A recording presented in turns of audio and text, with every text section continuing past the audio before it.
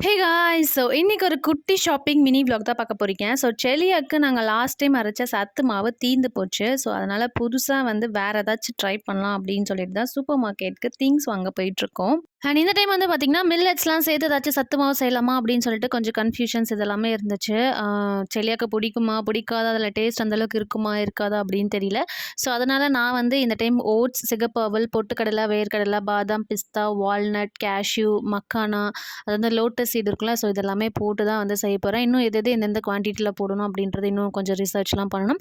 So கண்டிப்பா output நல்லா வந்து செல்லியும் விரும்பி சாப்பிட்டான் அப்படின்னா, உங்க கூடயும் வந்து கண்டிப்பா ஷேர் பண்ணிக்கிறேன்.